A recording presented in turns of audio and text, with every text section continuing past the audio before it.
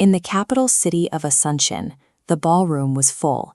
The orchestra struck the opening chords of a grand celebration, and attendees wore their richest clothes and finest jewels. They had gathered to celebrate an expected military victory. Then, a rider arrived from the front lines. The message he carried was not a victory. General Estigarribia and his forces had surrendered. The president lost all self-control. He called down curses on his commander and ordered the man's family massacred in his stead. The party continued, but the guests were commanded to spend the evening bowing to an oil painting of the president placed upon his empty throne. This was Francisco Solano López in 1862. He ruled Paraguay as an absolute dictator, a heavily built man who kept a hand tucked inside his jacket to mimic the French emperor.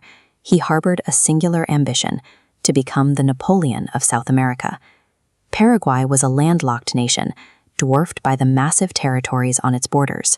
Surrounding it were Argentina, Brazil, and Uruguay, soon forming a triple alliance against López. Facing complete encirclement and superior forces, the dictator established a single policy: victory or death. When absolute power rests with a man who prefers total destruction over political compromise, his entire nation becomes a captive to that choice. López approached military strategy with minimal tactical skill. He treated battles simply as arenas where his men were sent out to kill or be killed. At the First Battle of Tuyuti, he ordered a frontal attack through dense woods. His soldiers marched relentlessly into the face of massed Brazilian artillery, which fired grape shot directly into their lines. They continued charging until they were wiped out. In a single engagement, Paraguay lost between 10 and 12,000 men. The staggering losses were born of command, not a lack of soldierly capability. At the Battle of Curupaytí, defending a fortified position against repeated Allied assaults, Paraguayan troops inflicted 9,000 casualties on the attackers, while losing only 50 men of their own. As the war dragged into a brutal stalemate of attrition, the military reality deteriorated. López retreated into a state of deep, clinical paranoia, directing his suspicion toward his own ranks. He established a spy system within his army. Every third man was tasked with watching his neighbors, fully empowered to execute anyone, including commanding officers, who showed a hint of cowardice. Soldiers marched into battle looking in both directions.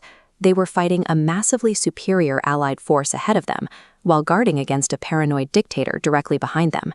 The reality of this internal terror crystallized during the siege of Humaitá. 400 Paraguayan defenders under Colonel Martinez were trapped against an Allied force of 30,000 troops.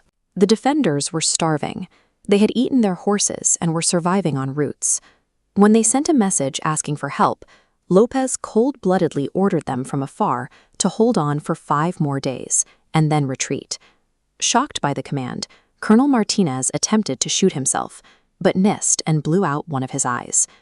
With his remaining men, the one-eyed commander mounted a desperate, heroic defense before the Allied forces overwhelmed the fort. Martinez surrendered, but then managed a miraculous escape. With a handful of survivors, he fought his way through dense jungle and swamp to bring the news of the capitulation back to his president. Instead of welcoming his commander, López was infuriated by the surrender. He ordered Martinez, his surviving men, and all of their families to be tortured and executed. Extreme heroism and survival were now capital offenses. López had severed any remaining tether to the reality of the war.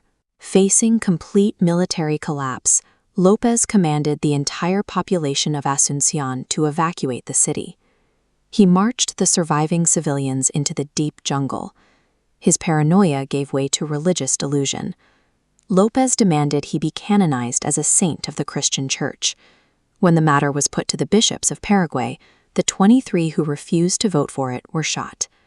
The final defense of the regime was led by his mistress, Eliza Lynch. She organized barefoot Paraguayan women into Amazon regiments, teaching them to fight the approaching Allied forces using only lances. The campaign ended when Brazilian soldiers overran his camp. A soldier known as Chico Diablo threw a spear that wounded López in the stomach.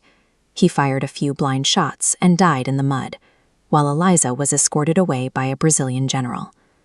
Through battle, starvation, and execution, the country's population dropped from over 1.3 million to just 921,000. When we isolate the adult male population, the scale of the destruction becomes clear. Only 28,000 adult men survived the war. The War of the Triple Alliance remains a unique historical tragedy. A nation was nearly wiped out altogether, destroyed not by the malice of foreign invaders, but by the bottomless vanity and madness of its own leader.